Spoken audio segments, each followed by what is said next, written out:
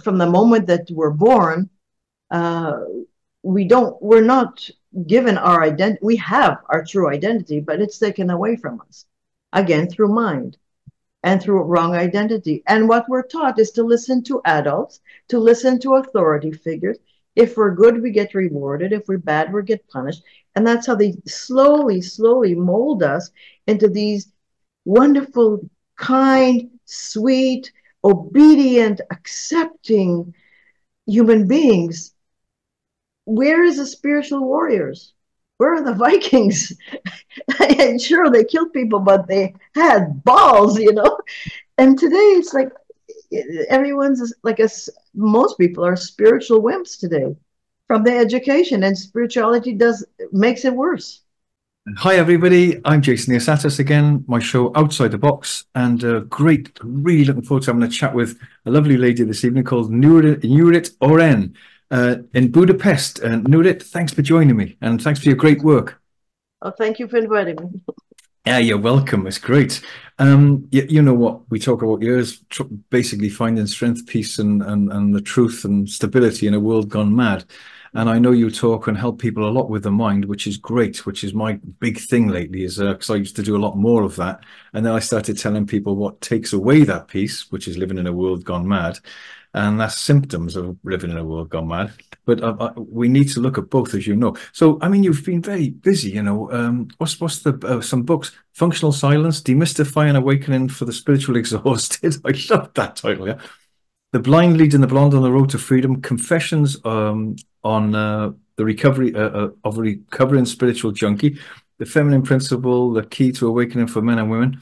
You know, you've been very busy. You speak about a lot of great things, and I really appreciate your work. So it's basically a case of we press the button here and see what happens. But the main thrust of what I'm concerned the most about now is we are going more and more towards insanity and instability in the world, almost prophetically, you can say if you look at the old texts and stuff. And I think it is avoidable. But is it, I'll ask you a couple of questions. Do you think it's inevitable? Do you think we need to crash and burn and go completely insane and lose our sanity completely in order to recover? Because I think we are sort of in a bit of a recovery. It's like a recovery from a madness and a system gone mad. And most people don't want to talk about their noise and their chattering mind madness, you know, Nurit, because they don't like to admit or tell people that they're struggling and they feel vulnerable. And that, you know, the system's designed around that. In other words, there's a great thing inside people it's like I would call it a brilliant apparatus to keep people being strong, to keep people suffer, you know, to endure suffering, pain, and boredom and anxiety. But that's not serving us, because if we hide those feelings, then we're not confronting them and having help to get over them. So no one wants to say, I need help, you know, I'm going mad, I'm secretly going crazy, I can't find the stillness of mind, you know. And that keep perpetuating it, doesn't it? It's just crazy, you know. But anyway, on that note, let's speak to people about an empty mind and the great treasure which that is, which I'm very lucky to have and have worked on, obviously. I'm very fortunate. I feel that's the greatest treasure I could ever have above all money and property and riches.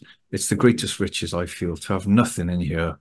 And the usefulness of a pot is in its emptiness, right? So talk to people about that kind of thing, Nurit. You know, where do they start? If someone's watching this thinking, oh my God, I want peace, I can't stand it any longer, I can't pay my bills, I'm worried, I'm struggling.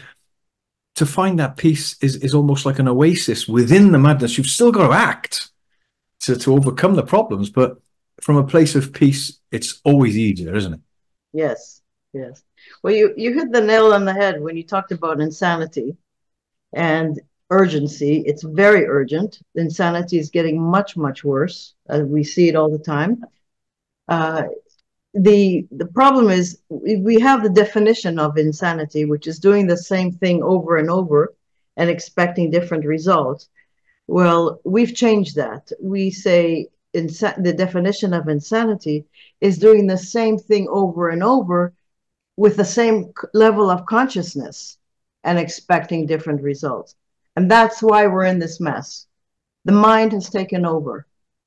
People are, even spiritual people are actually, believe it or not, they're the most affected by the whole elite, cabal, whatever you want to call it, all the mind control, the taking away our freedom and all that.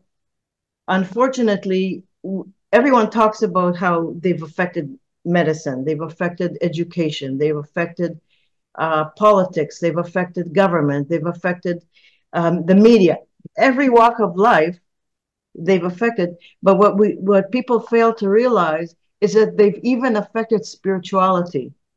And spirituality is supposed to heal insanity. It's supposed to give us a sense of insanity, because that takes us to the heart, to the soul, and away from the mind. But what we're finding, and I'm saying this not because I want to pick on anybody or any teacher or organization. I'm saying this because I have interviewed many spiritual teachers. After I wrote my first book, I, I, I was very curious to see if there's any other teachers there that teach something similar to what I've learned from Gabor Harsani, who was my teacher, and what I support and what I help him with. And I've interviewed teacher after teacher after teacher, and I've asked very important questions like, what is awakening to you? What does that mean to you? How do your students get it? How do you impart that to your students? What do you teach them in order to get there? So how do they know how to get there? How do they know when they actually get there? What is their goal? What are they looking for? And what I found, Jason, is very disappointing. I found that just about, I'd say almost all the teachers that I've interviewed, they say wonderful things. They have good spiritual concepts. They give people some temporary peace of mind. And that's a very important, and we'll get to that again in a moment, because that's very important, because right now we're in a place where we're looking for permanent solutions we're giving people temporary solutions for a permanent problem. That's why this is so important. And what I found with most of these teachers is the premise of their teaching is wrong. It's all based on mind. But the mind is what got us into this hell of a mess. So how can you do that? Like, they want to fix the mind with the mind. Even when they say, ask yourself, who am I? It's the mind that's asking that. How do you think you're going to get an answer like that? Like, or saying things like, I'm going to fix my mind, or I'm going to be the observer of the observed. It's the mind observing itself. You know, Gabor, my teacher, uses a very good analogy. He says it's like the goat guarding the cabbage. Not too many people understand that. I guess you have to live in a village for a while, or in a kibbutz. The goat always goes for the cabbage. You're going to ask the goat to guard the cabbage. It's like the mind thinks it's going to fix itself. And for me, I was in a teaching for, at least 40 years before I met Gabor. And I remember once we met at a barbecue, we ran into each other. And we had been talking for a while, a few months before that, about his teaching and my teaching. I didn't really know what he teaches, but I knew what I've been studying for many years. I've been to ashrams all over the world. I studied with famous metaphysicians, and I got nothing. I did not get what I was looking for.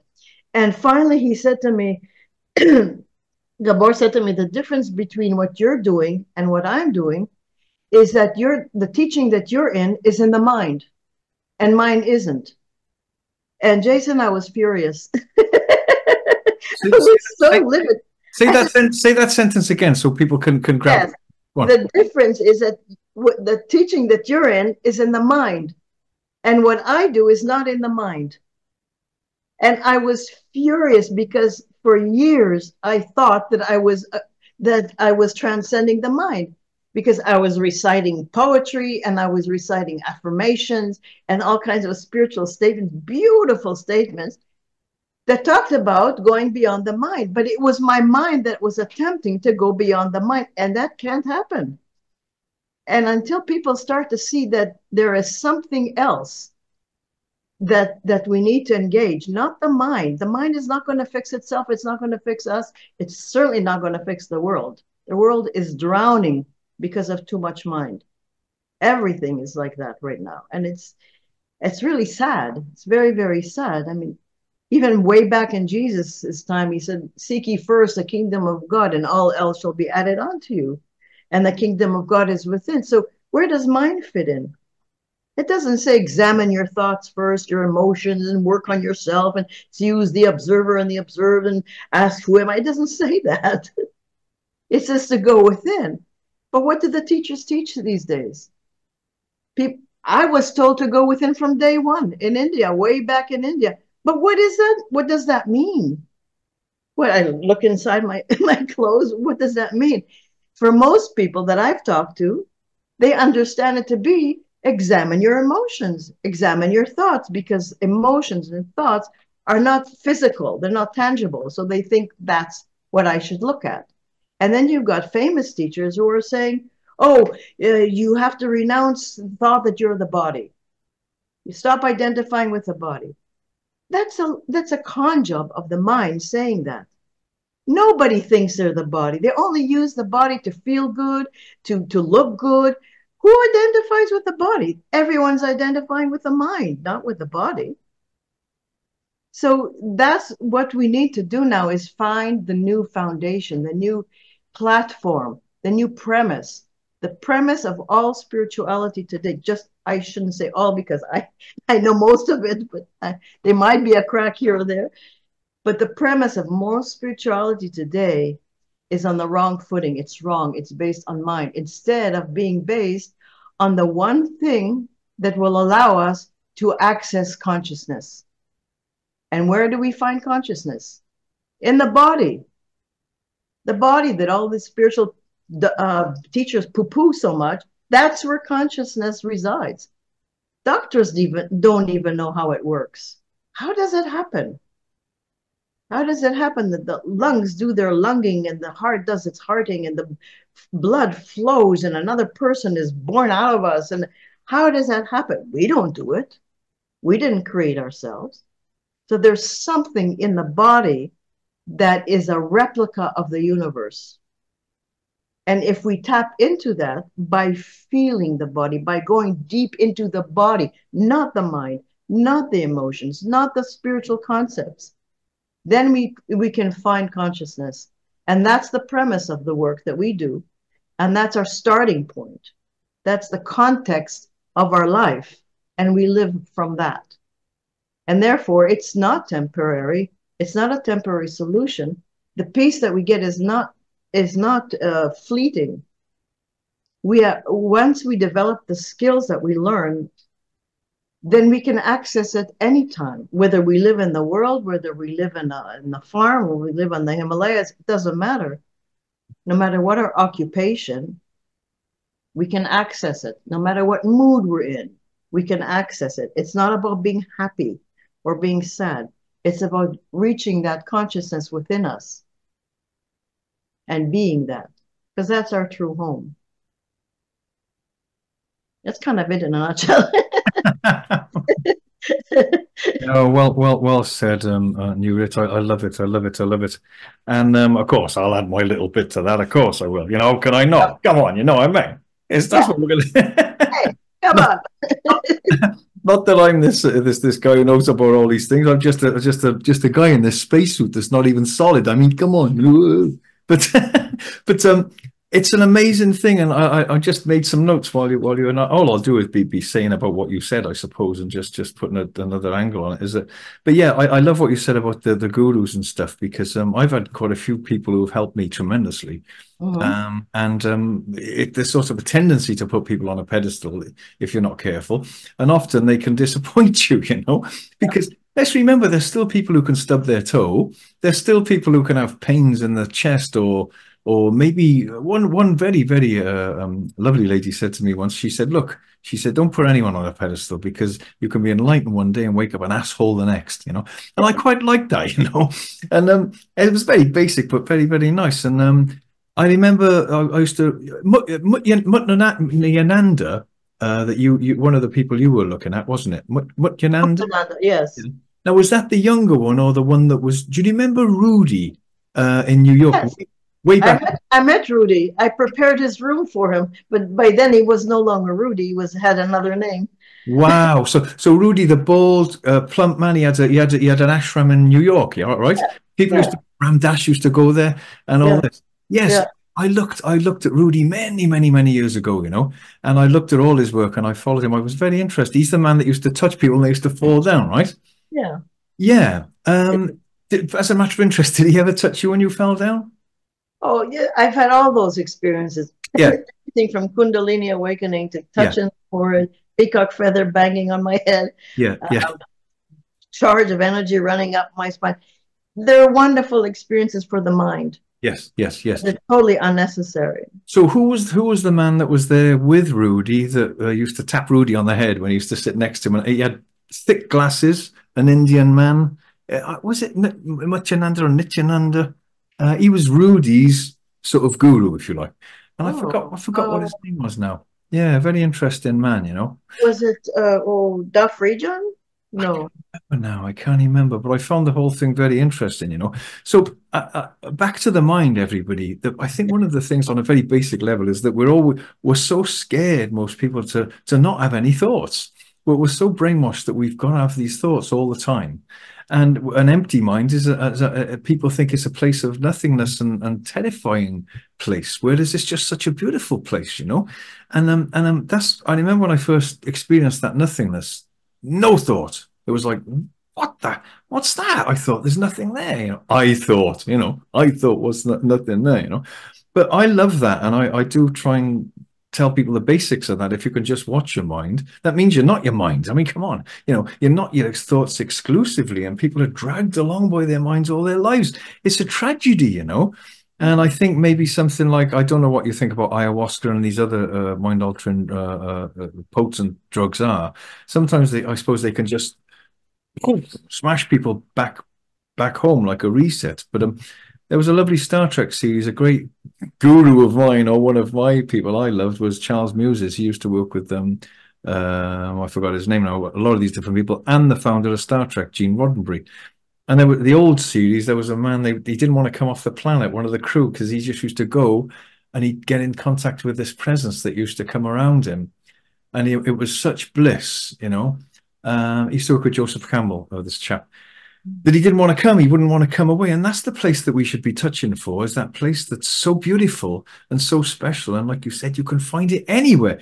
You can find it on a busy bus stop. You can find it when you're driving a car fast to rush to get somewhere. And it's access. This is, I think, what is the biggest important thing now, is people finding or remembering or getting help from people like yourself to access that place again within themselves, which is always there. But it can be a locked door, you know. And it's a beautiful place to be in. And if I didn't have that, I don't know what would happen. You know, I think it's a terrible, terrible loss. And without that, it'd be unbearable to be on the planet. I'll be honest with you. And the system we live in, I don't know, I was going to say has a tendency, but almost is designed, I would say, to prevent people finding that early on, and not finding it. They've got it anyway. But to block people from accessing that place, would you agree on that, Nurit? Yes, absolutely. It's been designed that way, not by the universe, of course, but the powers that are controlling us. The same people that have started to take away our immune system by giving us all kinds of injections as soon as we're born. They think we're a pincushion or something. They keep giving us all kinds of every injection, every vaccine that we get as children block the immune system. Then they, you know that everybody knows today they put aluminum in the food and all kinds of stuff. That's all to freeze up the pineal gland. I mean, that's all the stuff that they're doing. It's the same people that are programmed us through media, Netflix today, but this has been going on for a long, long time. And from the moment that we're born, uh, we're not given our identity. We have our true identity, but it's taken away from us, again, through mind and through wrong identity. And what we're taught is to listen to adults, to listen to authority figures. If we're good, we get rewarded. If we're bad, we get punished. And that's how they slowly, slowly mold us into these wonderful, kind, sweet, obedient, accepting human beings. Where is the spiritual warriors? Where are the Vikings? And sure, they killed people, but they had balls, you know. And today it's like everyone's like most people are spiritual wimps today from the education, and spirituality makes it worse. I Well, mean, when I went to the ashram, everything that I learned was be obedient, uh, accept. You have to smile. You can't show any emotion. You can't be negative. You have to be positive. What's positive and negative? Everybody's screaming, be positive, have positive thoughts, don't have negative thoughts. That's duality. Positive and negative is duality. That's not what we're looking for. We are interested in a place inside us that's not good or bad, that's not in duality, that's not in mind. well Way said. beyond that. Well And said. what happens is people search for more knowledge, more information, more research, more research. And what happens? We're full of knowledge, but that's not an experience. The actual experience has been taken away from us. We don't trust our own experience anymore. We have to ask a doctor, a nurse, a teacher, a parent, a grandparent, anybody, a politician. We have to ask everybody for anything. And you get spiritual teachers today that don't show you how you can have the experience. They talk for hours about their own experience, how they got there. And when you want to know, they say, oh, you're already there, or you don't exist, or meditate 2 hours a day for 50 years. No, it doesn't work that way. Yeah, I've never been. I was drawn. I was very lucky to have tremendous synchronicities and coincidences, a coinciding of events, not coincidences, to meet people at just very, very poignant times in my life. I was very lucky, and I want to tell everyone right now, I'm not this hugely enlightened guy. Maybe I wouldn't even be in my body if I was. I'm just a guy here to talk to people like yourself and chat and write books and do my conferences.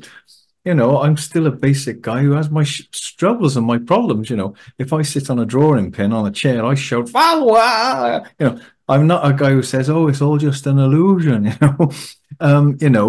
It can be a reality that needs drastic healing. I think there's too much of that. It's all an illusion. You don't have to do anything. Everything's happening perfectly. Well, we've got to face the darkness of this world as well.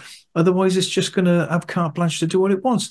Where do you see things on that level? Because you talk a lot, Nurit, about different things. That's why I like your work. You don't just talk about people finding peace. You talk about what takes it away as well. And Yes. and the people who are purposely trying to keep us suppressed. Where do you see that going? Where do you see the next thing going? There's monkeypox coming again now. What's going to happen with that?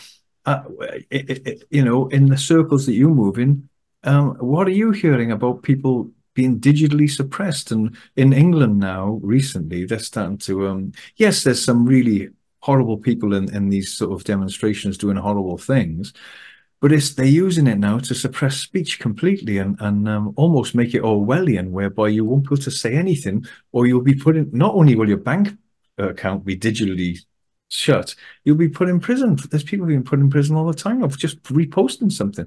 So where do you see it going with that? What's the answers to that? Well, it's terrible. There's no doubt about that. But what I feel for myself, I can only fix myself. At least that's where I could start. Is we have to gain our own sovereignty before we can expect the government to help, or some other politician to help, or some other presidential nominee to help. We have to fix ourselves first and gain our own sovereignty. The thing is, though, that we cannot expect any kind of sovereignty if we don't have any control over our own attention. Our attention span is all over the map. The powers that be, the evil powers, know that. That's what they use for advertising. They take our attention. They take our attention through TV, movies, media, news, uh, advertisements. They take our attention, and we've lost the ability. Humanity has lost the ability and the skill to take back our own attention and to use it as a king or a queen of our own castle, of our own domain. We forgot that. We lost it. It's been taken away from us. We've become these little people struggling to make a living. I got to get a second job so I can pay my mortgage. I can't lose my job, so I have to get the vaccine so I don't lose my job because I have to feed my family. And rightfully so. But how did that start? Why are we in this predicament that we have to rely on some other force to survive when it's all within us? The human body is a replica of the universe. Think about that, or don't think about that.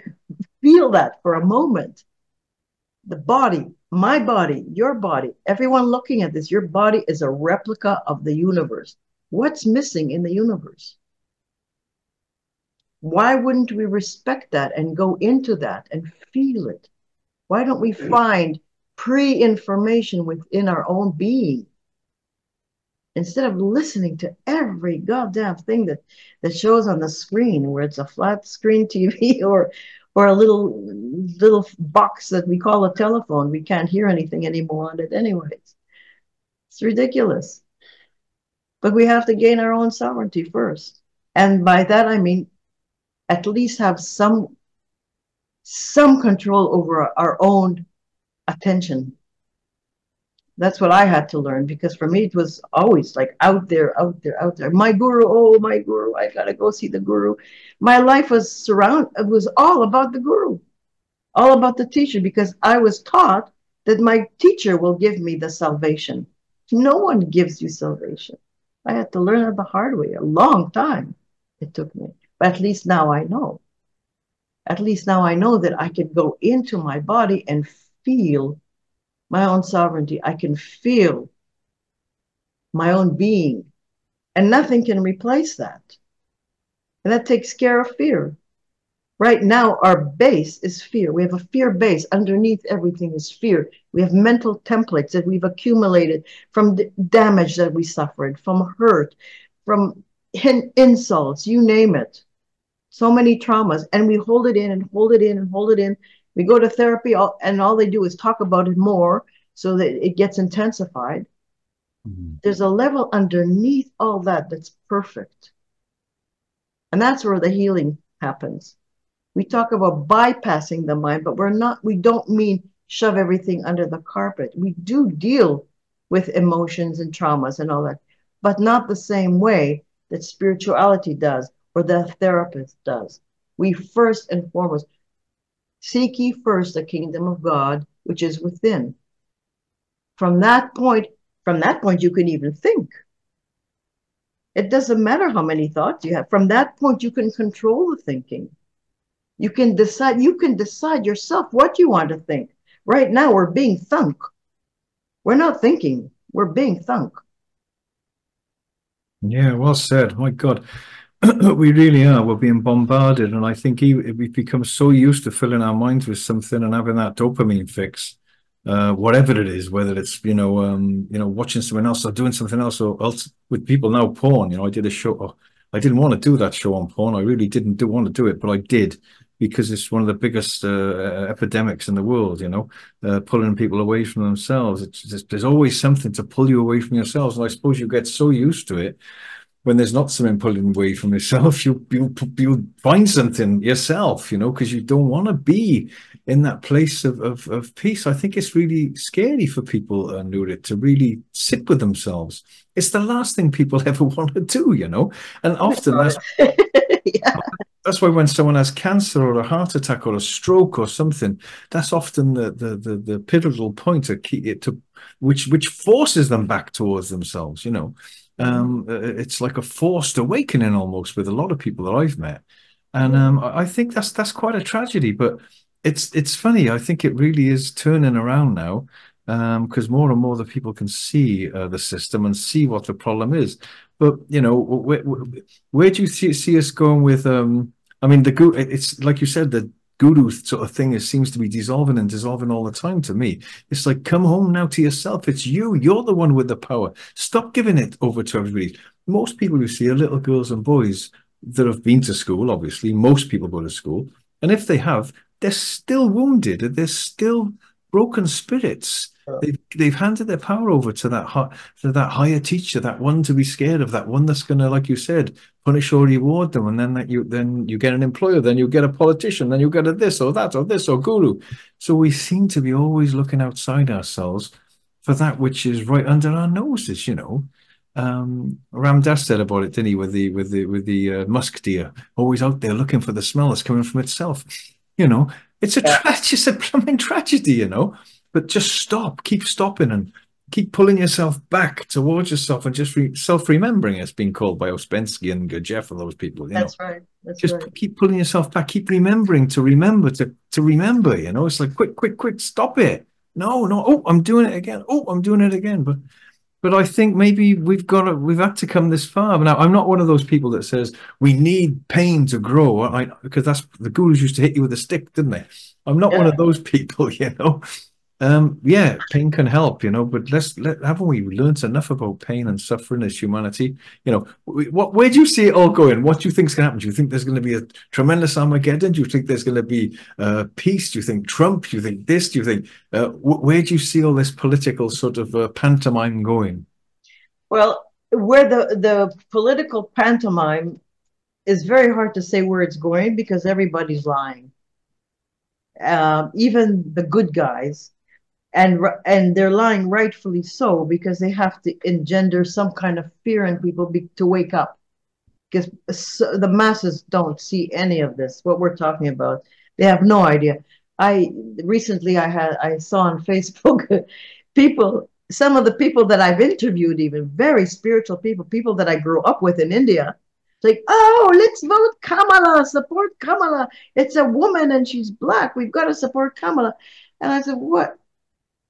Like, you know what I mean? These are spiritual people. So I don't know. They somehow humanity has to be shaken because humanity shock is what wakes people up. Now, I'm not saying that everybody has to be shocked because there are ways to superimpose a shock on you. These are some of the techniques that Gabor teaches to shock yourself so that the universe doesn't have to kick you on the ass so bad that you may or may not wake up. Sometimes the shocks are so bad that you don't wake up. I've had shocks that didn't wake me up, and I have shocks that did. But the point is that it's not enough just to have a shock. Gabor had terrible depression before he woke up. That was his shock. He went through it unbelievably, and it did wake him up. But what he realized is that not everybody needs to go through that. That's horrible. 12 years? He pulled his teeth out. He didn't know what to do anymore. It was terrible. And so, he realized that this isn't the way to go. Or I heard another one that woke up because a truck ran into him and he was in the hospital for many years and everything got rearranged and somehow but people don't, you're right. We don't have to have, yes, shock will wake you up, but there are skills and techniques that you can learn to do that for yourself. And that's what he teaches people in his courses because there's no way. And that's why he developed that. He sits 24 hours a day and night. He writes all the time, and he goes inside and he finds more and more and more techniques to teach people to do it. And especially since we came to Hungary, the Hungarian language is very ancient, and many words in the Hungarian language contain clues of how to get back home. They actually have the word like vadyon, for example, is being, it's also wealth. It's value. There's so many words like that.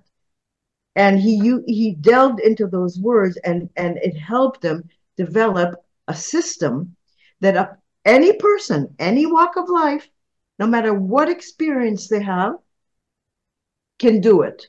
It helps if you're spiritually exhausted, because otherwise your mind keeps if the mind is addicted to the search, it's really bad. And that's what happened. It happened to me. It took me 2.5 years to get back to Gabor after I met him. But finally, you get so exhausted that you say, okay, I'm going to try this. And the fact is that we've been doing it for a while. We have a very small group. This isn't for the masses, don't want to hear this. And I understand that, but too bad. But the people who do come us, it's really handpicked people who feel intuitively. They see Gabor speak and they know that's what I want, because they know that it's different. They're not going to get the same bullshit from everybody. They're going to get their own experience, and they're not going to rely on his experience. And I kid you not, Jason, every other Saturday, I meet with his group and I practice with them. We do a practice together. And part of the practice is to be able to speak while you're fully, we call it activated, but you're fully present, you're fully awakened. Our definition of awakening is to be able to have your attention completely free, not encumbered by everything that we've accumulated over the years from all these influences. When it's completely free and you can stay there and you can speak from there, that's an incredible experience. And our people are doing that. They're actually doing that. They're having incredible experiences with work. Synchronicities in their life are unbelievable. It's unbelievable. The mind is not synchronistic. The mind is in duality. It's bipolar. And no wonder we have so many people that have bipolar and popping pills. But there is a way. There is a way that you can administer shock to yourself if you need it, or simply practice some of the techniques to go deep. And it's not only about finding peace. There's more to it. The deeper you go, the deeper you go, the deeper you go, you not only have peace of mind, but you're able to direct your thoughts. You're able to set intentions and manifest them. You're able to create a different life for yourself. Like Jesus said, seek ye first and all else should be added unto. He wasn't kidding. Unfortunately, I don't hear anybody else talking about it much. You know, it's you're a sinner, you got to go to church every day. Oh, well, seek ye first. That's brilliant. Yeah, I'm finding that a lot more now. People are becoming more and more honest, and like I've got a shop, and it's like a bit of a sort of it's a bit of it's like a wormhole of the universe. People come there to talk, you know, about how they feel quite often, and on many different levels as well, of course. But we're finding that there's tremendous synchronicities take place there when people are open to possibilities, and especially when they've come to a place where they say, I can't stand it anymore. Often, you know, when someone comes in the shop and says, I can't, literally, they confide in me. I can't stand it anymore. I just can't stand it anymore. Almost, I know it's a bit of a thing. I shouldn't say it really, but it's a bit of a joke. I say, look, I said, that's a really special place to be, actually. Yeah. You know, and that is a real doorway. And of course, then I say the obvious thing, which is that's a natural symptom from a healthy spirit, body, and mind that's in a system that's driving it mad. So that's an inevitable feeling that everybody really has, but no one talks about it. So they mask it very well, and of course that's what keeps the thing going. You know, when I used to do conferences about child sex trafficking and the satanic abuse of children, a happy little subject, and people used to say, I can't face that. I'm not coming to listen to that. I don't believe that's what gives it carte blanche to carry on. So, and until I think we can all just admit that we've been dislocated, literally dislocated from ourselves from a very young age in school, and that's the start of the healing, is to say, I'm dislocated. I've become broken. My spirit has been compromised, and I want to get it back. Now, ideally, you wouldn't have a system that does that in the first place to you, but maybe it's a cycle you've got to go through. But I think it's very exciting now that so many people now are dissatisfied, and that dissatisfaction is what almost brings them back towards where they want to be. I think that's very exciting because even people I know now who are achieving things and stuff, I think there's like a spiritual smelling salts in the air, Nurit, where more and more people are saying, it's not enough for me. Whatever I do is not enough. It's not fulfilling me. Yeah. And that's very exciting because I think maybe the frequency is changing in the universe, and it's like, well, it's time to come home, everybody. It's like you roll a scroll up, you know. Perhaps it's time to roll the scroll back up, and we're coming back home, you know. And that's very exciting, but it's very scary for people, and it's very. But you Yeah. know, I've always wanted to find somewhere better. I've never felt like at home anywhere.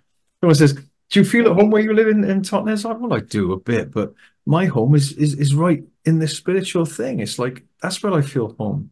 I feel home when I just here now. This is it. It's like some food for me. That's my food. It's not. You know, I make money and I pay bills like everybody else, but there's so many things bombarding people and sort of pummeling people all the time. Bills this, fear. Bills this, fear. It's people are exhausted and do it. So I th Yeah. something's changing. I do think there's. Can you give an example of yes, your work with the Gabor? Can you give a little example for people, or even a little meditation or something? A little example where people can just do that. A few of those things that you talk about, or is it better to read the books? Well, no, we could do that. Reading the books will help, especially Gabor's book is excellent. The Functional Silence. It only has my name on it because I did the languaging, the writing, but it's all Gabor's. Um, yeah, I could say I can only talk from my own experience. Like I said before, I was when Gabor said to me that what my teaching was in before was all in mind. It's absolutely true, and I wasn't able to see that because I was in the mind. The mind can't see itself. That's why when people say, "Oh, I'm observing," yeah, you're observing with the mind. You can't observe the mind with the mind. It just doesn't work. But that's how I used to be. So that's why I was so upset when he said that to me because it hit. I knew it was true and I didn't like it. But when we finally got together, I asked him, and I still didn't know what he does, but we dated, and we started dating, and I knew that he was special, even though I kept running away from him for all kinds of excuses. I met him in 2007. And we bumped into each other so many times in between, but it was only 2010 that we actually got together. And um, the way that happened is I always knew that there's something special about him. I just didn't know what it was. I was addicted to the search. So something inside felt that he was the end of the line. Once I get there, that this is it. There's no need for searching, and I didn't like that. I, I found fault with him. I said, "Oh, this guy wears sandal with socks. Are you kidding me? That's I That was a fashionista back then, you know. I said, oh no, no, no, no. sandals and socks. Yeah, there's something about it that's irritating. I don't know what it is. You know. Yeah, go on. he wore the same shirt twice for 2 dates in a row. Doesn't this guy have clothes? He takes the bus. Doesn't he have a car? I mean, like it was garbage. What I was, it just came up because I didn't know what to say, but there was this judgment. I kept judging him and pushing him away. But I always knew that there's something special in spite of that because I've never met anyone who never tried to impress me. There was no ego. I was the one yammering away about, oh, I found this and I studied with this teacher and I studied with that teacher. I had so much spiritual arrogance you wouldn't believe, or you would. But he didn't have that.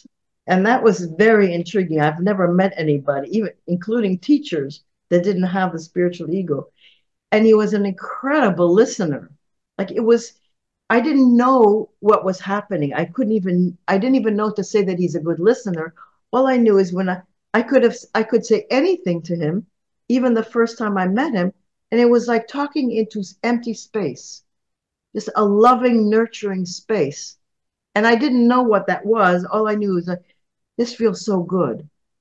But I kept judging him and judging him because I was scared of that experience. So finally, one day I said, I just I have to call him. I have to see him. And I don't know why. It took me 3 weeks to actually make the call because I was fighting it so much. And we finally met, but on the way to meeting him, I was supposed to meet him at the subway station because I had a car and he didn't. And on the way, I just stopped the car at the parking lot on halfway there, and I realized that the only reason I'm not with him is because I'm judging him. There's too much thinking going on. So I stopped the car, and for 10 minutes I just sat there, and I made a full commitment to myself to when I meet him, no thinking, no thought, no matter what he says, no matter what he does, no thought, just feeling. I'm just going to feel and feel and feel. And I kept sitting there and kept feeling and feeling and feeling. I said, no thinking, no thinking, nothing, just feeling. And I took that with me. And that was the most important decision I've ever made in my life. Because when I met him without thinking and just feeling, that's when I realized who he was. And I can't say that even in words because I don't know what that I don't know the lingo for that. There is no lingo for that. But I got that there's something there. So we started seeing each other. And it was, I don't know, after maybe 5 days, I said to him, well, what is it that you do? I wanted to know. But by this time, I was so fed up with everything else. I was so spiritually exhausted that I was ready to hear something. And I also had the shock of somebody that I knew was right telling me that I'm still in the mind, even though I didn't want to face that. So the fact that I wasn't thinking when I was with him opened, that was a crack that let me in. Without that, if you just, and I see that around Gabor all the time, people come with all kinds of agendas and thoughts, and they try to tell them, oh, you should see this video. They don't get it. They don't recognize it. If they're able to stop for a few seconds even, then they can see what's there. So then I asked them this day, what is it that you do? Can you show me? So he said, okay. He said, he gave me a very, actually, I don't think he even gave me an explanation. There was no explanation. He said, feel your hand. You could do it with me if you want. Right now, anybody watching this can do it. Or both. You can feel both hands. Just feel the physicality of it. Not the thought about the hand, not imagining the hand, nothing but the actual physicality, the physical sensation of what the hand feels like from inside. And you just stay there. You just go, okay, what's next? That's the mind kicked in. But without mind, just feel it.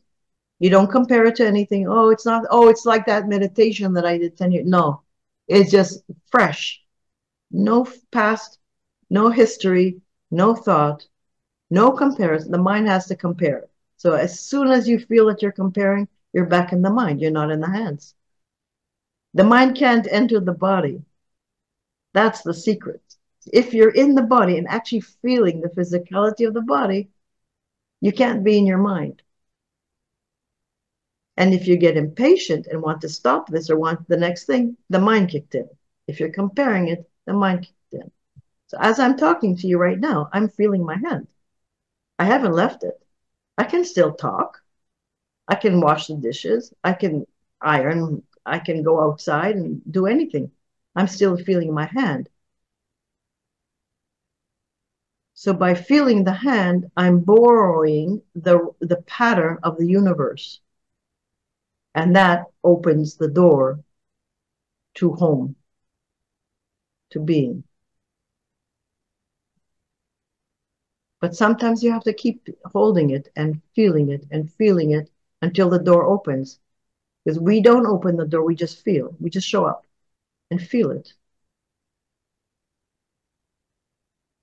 And we can smile at the hands. We can smile at them.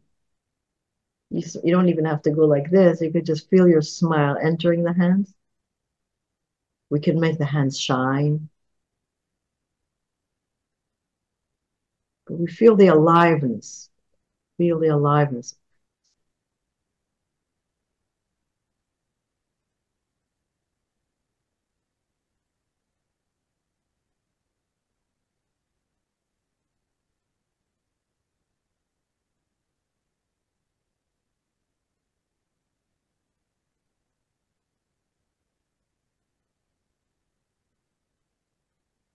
So this is just a short version.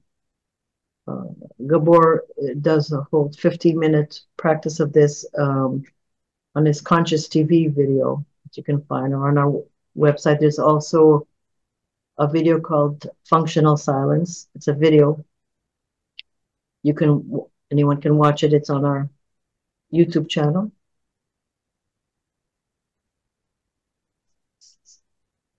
And what happened to me, I was so ripe. I was so ready. I was so spiritually exhausted. I would have done anything at that point. So the simplicity of this didn't bother me. A lot of people are like, come on, feel your hand. Well, how are you talking about? It's too simple for most minds. They want excitement. They want kundalinis and flashing lights. Doesn't happen. That's just excitement of the mind to tantalize us even more into thinking that we're spiritual. And boy, does that ever do a number on your spiritual ego? They just feel, no thought, just feel. And very soon after feeling it, I felt this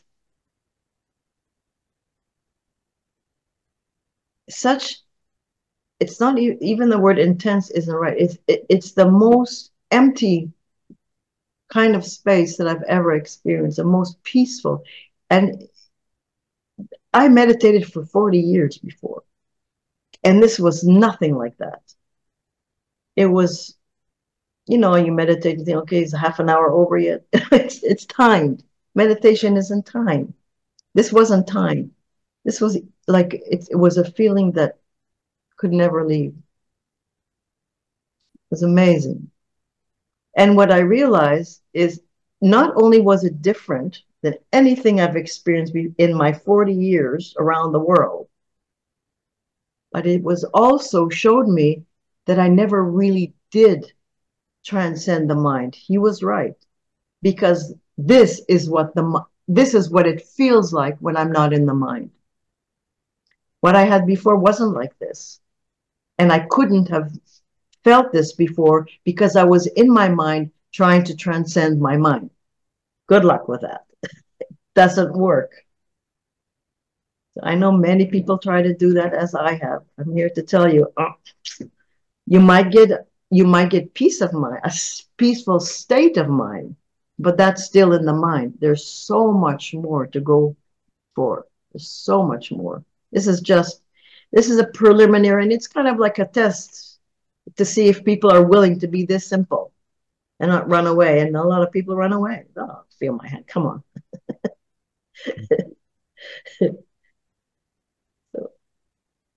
And now I'm just so grateful because Gabor has taken it so much deeper, just so many different levels.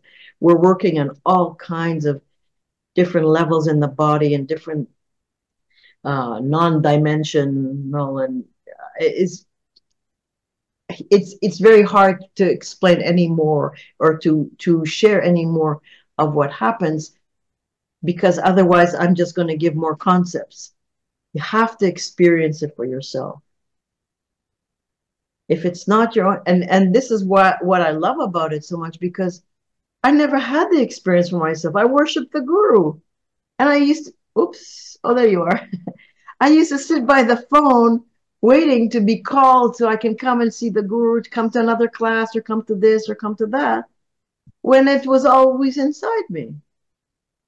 So I'm very grateful to be able to activate this experience, activate my homecoming. But I had to learn it. I still go to Gabor's courses. I'm still learning to find deeper and deeper and deeper meaning, and learning more and more techniques on how to set proper intentions and how to manifest them. Not like I did before. Yep. I just showed that there so people can see it there. It says gaborhassani.com, and there's Nurit there. It's yeah, I think it's sometimes the most simple thing, you know. Yeah. Just give people, like you said, that little crack, you know, which is really an obvious thing, but most people have got, there's no cracks. It's just this world. It's like I always say, it's like a spinning sort of revolving door. You're going round and round and round, and everything's such a blur. And even if you do see those exits coming past, they're so blurry you can't quite get out. Yeah. It's like jumping on or off a roundabout, you know. It's sometimes it's got to slow down enough for you to jump on or Yeah. jump off, you know. And that I like that technique. Another Rudy in Cape Town, actually, another Rudy who I was very fortunate to come across in Cape Town, told me about the hand, you know, just put your attention in your hand, you know. And yeah, it's wonderful, Nurit. It's gone really quick with you, of course, because you know it's great to speak to you. Yeah. And that's fantastic that you can help people like that. And people, you know, do go to the website and get the books, go there and look at the videos and everything, because sometimes it's just that timing is so great in this subject, the timing, the surfer on the wave. And if you feel in that situation, you feel desperate, then often that means you're ripe, you know. Yes. You're ripe and ready to Yeah. flick into another thing. That's right. It's so often the case with the people I meet that they just come to the end of their tether. And Yeah. a man I met recently, he was going to kill himself and hang himself. Oh, And a beautiful man, a beautiful soul, beautiful man. He bought the rope and everything, and he was going to do it. And then he met a woman, and he did another technique. And he says, "I've still got problems. You know, I've still got to pay my bills. I still get frustrated with this damn system. You know, this got its choking hands around people's necks. You know." But like Nurit said earlier on, you know, the solution is people individually coming back home to themselves, and then that changes the whole human orchestra. And if we're really connected, like people say we are, if everything is connected, and it's probably one of the greatest things you can say, that everything's intimately connected, then and the 100th monkey syndrome, by you changing yourself, changes everything, right, Nudit? Do you want to just say a few things on that before we go? about the 100th monkey? Yeah, about the fact that if you change yourself and you find Yeah, out yourself, it affects everybody, right? absolutely. Absolutely. We're all connected for sure. Mm. For sure. And you can affect other people because once you go deep into yourself, you're not separate from anybody. You know, if you try to affect people with your mind, that's dangerous. But if you're in, if you're coming from that place inside you, you can only bless people. And we see that all the time too. I mean, we walk on the street and Gabor talks to beggars, and they tell him they just pour their hearts and they tell him everything, and he sits and he listens to the whole thing, and they walk away feeling, oh, like they don't know what happened. You know, it rubs off, which makes sense. I mean, if you walk into a room where everybody's shouting and screaming, you just want to run away. Why wouldn't it affect you if people are peaceful? And that's why I couldn't stay away. Beautiful. Even though you were sandaled with socks, I kept coming back.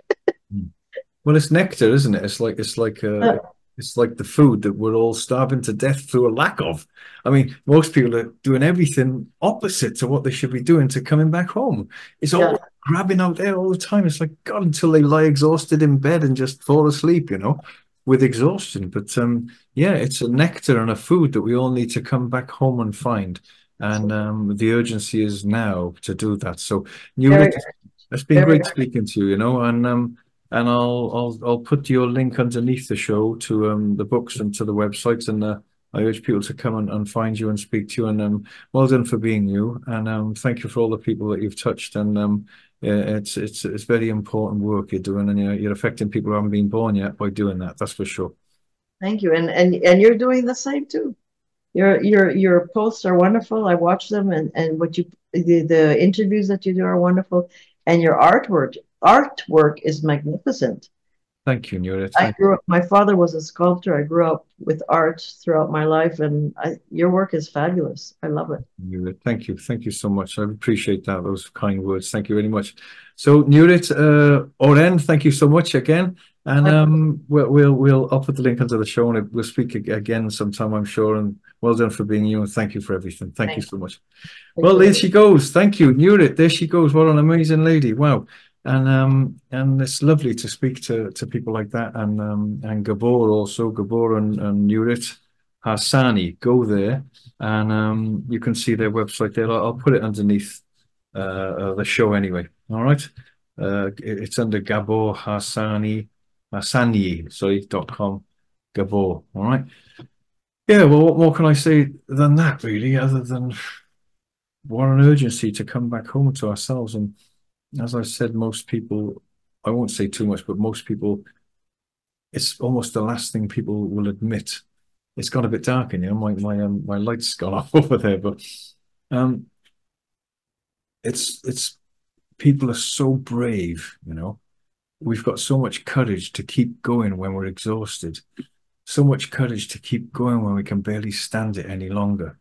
As I said earlier, that tremendous capacity inside each person, which is placed there by the universe or by nature or by the miracle of being a human being, it's in every human being, right? And you can punish someone, you can make them wait for things, you can force them to have suffering and pain, but there's that tremendous capacity to endure all that inside people which is placed there to make people brave and courageous to keep going. But unfortunately, people don't talk about how they feel. I mean, suicides, so many people have told me that they want to commit suicide. One day I was in my shop in Totnes, and a man came in and started talking about it. And what a lovely synchronicity. Coincidence, maybe? No, not a coincidence. A coincidence, a coinciding of events. Another man that I know came in and started talking about it also. Yeah. No, sorry. I knew that when he came in, I stopped talking about to that guy about it. But I thought, oh my God, these both people have told me they feel like they want to commit suicide. And this is what happens. It's you get these lovely overlaps, these lovely things, and I think we've got to remember that those feelings can be tremendous, tremendous moments of clarity and to push us on to find something better within ourselves. So in other words, the dislocation becomes so unbearable, or the despair, or the anxiety, or the fear, or the exhaustion of paying bills, or just the terrible feeling that what's the point in carrying on? That sometimes reaches that point, and that point can be very powerful if we use that right. It's almost like a bungee jump. It's almost like the elastic is stretched so much it's almost snapping that connection to yourself, and then it goes bang and can come back. But often you've got to be told you've got cancer, or that you have a heart attack or something, or you have a near-death experience, or you get run over by a bus. And or you have your legs chopped off or something, and then suddenly that brings you back home towards yourself, which was there all the time. It just was something that was covered over to a great degree, but it's never not there. It's like it's accessible. But it's maybe the key in combination when maybe we've just got to find that again. And like I said, I'm not one of these people that says we need pain to recover and come home. But it's recovery, really. That's what we're all in, is recovery. You talk about people who drink too much, they're in recovery, they're recovering, or drug addicts, they're recovering, or gamblers, they're recovering, or people who've been abused, they're recovering. We're all recovering. We're all recovering. We're all broken. Yeah. I'm not broken. Everyone's broken. If you've been to school and you've been gone through the schooling system to one degree or another, you're a good little girl and boy that's done what they're told, and played into the system and were broken spiritually. A lot of us. We're still there, spiritually intact. We've still got that tremendous connection. But we're compromised. Let's put it like that. We're compromised. And most people you see are desperate to find something within themselves that makes them feel whole. Yeah. My father had it tremendously. Yeah. But he had to go through hell to get it, you know. He worked in a job all his life till he was 59. Then they wanted to give him more money and he was going to go to London. They were going to put me in a boarding school, which would have been a train wreck situation because I didn't want to be anywhere near a school. And he said no. He said, I'm not going to do it. And he had a tiny house, not worth a lot of money, and a tiny pension. And instead of taking the big money and the job and the career and the fame, he said no. He said, my time and my peace is more important than anything. And the man used to sit by the beach, you know, all afternoon and just think of nothing. He used to sit there. And in the nothingness, where we think we are going to be lost, we find the somethingness which we were looking for all along. In that peace and silence. But most people, their minds are chattering away all the time, and the chatter becomes normal. It does. It becomes normal. It consumes us. And then if we have those moments of peace or bliss, or sometimes like Nurit said, yeah, they can come via shocks. It's there all the time. We must tap back into that, you know. It's a terrible tragedy, you know. Most people are broken, dislocated to a certain degree, dislocated, dismembered, and broken people. We really are. We're broken. The system breaks us. But we're all intact spiritually, and it's there all the time, you know. It's there. And like she did that exercise with the hands, it's a good one. So you can, if you're feeling anxious or tense, go to your hands, you know. Go to just put your concentrate your consciousness on your hands and feel your hands. People don't feel their hands. You feel your hands when you grab something like a chimpanzee. Oh, I got this brush. I'm grabbing something. I can feel my hand feeling it, you know. Or clap and you can feel your hands. Ow, it hurts. Oh, yeah.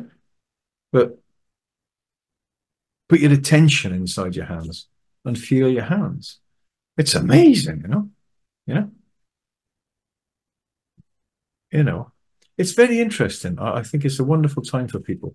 And as the world goes to hell in a handbasket and the threat of nuclear Armageddon, more monkeypox, digital slavery, and more punish from government to take away your freedom of speech and shut you up and put you in prison if you dare have the temerity to talk about them in particular or anything they're doing to perpetuate their madness and slavery and chaos. Then they'll shut you up by putting you in prison, and then the other people will be terrified to speak out against the government. Then it's Orwellian. It's George Orwell, 1984. We're here, guys. We're here. We're on the precipice of it becoming worse. And as we said with Nurit, one of the greatest solutions is people finding that strength within themselves. You know, have you ever seen a buzzard? I love buzzards. I love buzzards. And they're just floating like that. And then you see the crows coming and pestering them. Have you ever seen it? They dive bomb them. And the crow doesn't turn and go ugly, you know. They just go, ah. The crows come again, pestering them. Ah. You know, I love it. Ah. I see you. Ah. You know, that's what we got to be like with the governments and the people that are trying to manipulate us. We see you. Play in the sandpit. Play with your bombs. Play with your stuff. Yeah. You know, you're trying to be somebody, you know. This is the border here. That's your country. That's your country. There's no such thing as borders. What the hell's going on? There's no borders from space. You're different to us. We'll kill you. You were this, we're that. We're Jews, we're this, we're that. It's like crazy, you know. Unbelievable, you know. People hanging on to their identities. Now, sure, you've got to be somebody. You come to my shop to visit me in Totnes in Devon. There's about 10-inch letters that say Jason Liasatos, you know. Google me, you'll see. Jason Liasatos, me, it's me. I'm the guy who does the painting inside here, all these paintings. Yeah. But that's not really me, yeah. Who are you then, Jason? Well, I'm not Jason Liasatos. That's just what someone called me, you know. You know? We're much more than that. It's just a sticky patch they put on you with your name. Let go of that. I'm Greek. I'm half Greek. I'm half English. Well, maybe I am. You look at my DNA. I've got brown eyes. I've got long hair. Yeah? Got big hands. Ooh, ooh. Yeah? Let it go, man. Go inside. Go within. Tap back into that thing, which has got very little to do with who you look like or what you are. If there was no such thing as reflections and mirrors, I've often said, it's a strange sort of thing I think about. I've often said that it'd probably be just a much more peaceful place to be on Earth. If no one knew what anyone else looked like, or you could go, ooh, oh look, my hands are browner than yours, yeah, or let's get over it. Let's get over these identities and tap back into that magnificence within ourselves and our abilities to shapeshift and change reality. Yes, we're great shamans, we're magicians, we're magi's that can change and shift things. And if we all put our minds together to change and shift to a better world and a better frequency and a better reality for human beings, it'll change real quick, It really will. And I had the lady, what was her name? Lynn McTaggart, The Power of Eight, putting their minds together to change things, to change reality for people, to heal people.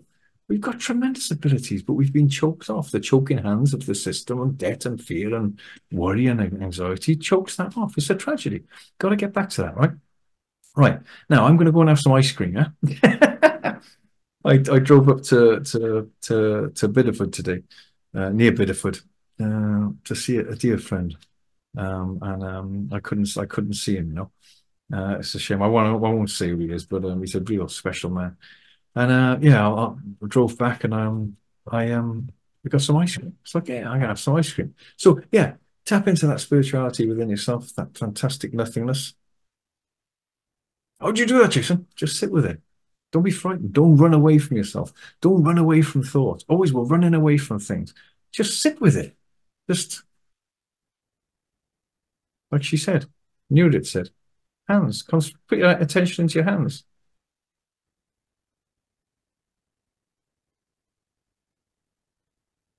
In the nothingness, you'd find the somethingness.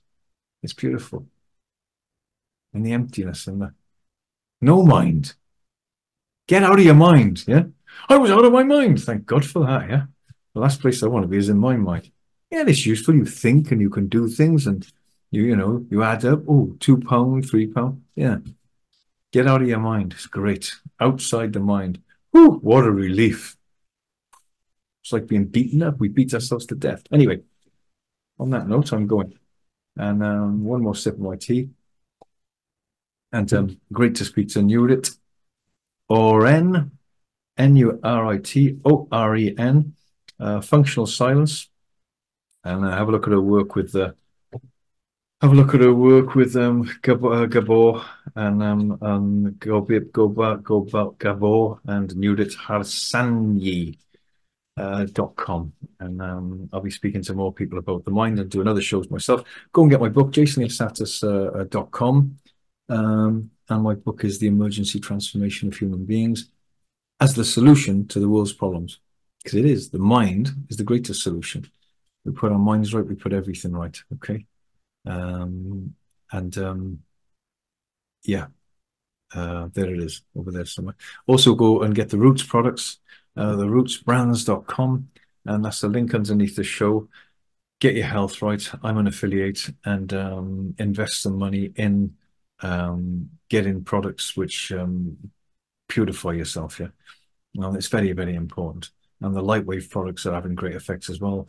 The link is under the show, and go there and look what's happening there. I did a show a couple of shows ago. And what else can I say? I think that's about it. Go to my website, jasonliasatosart.com, and you can have a look at my paintings on there on my website there. And I've got a gallery in Totnes, Devon. And go to my wife's. There's so many things. Go to my wife's wonderful website, naturalearthecoliving.com, and do send us your details if you're interested in creating new communities.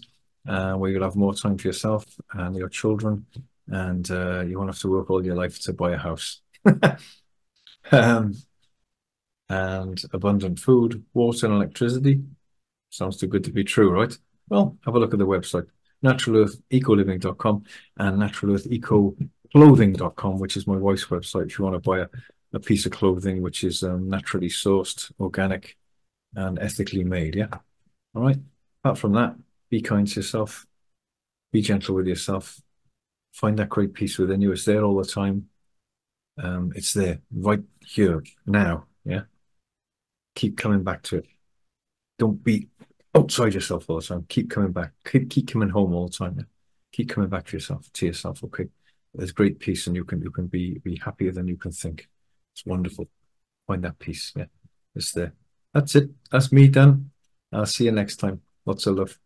Bye bye.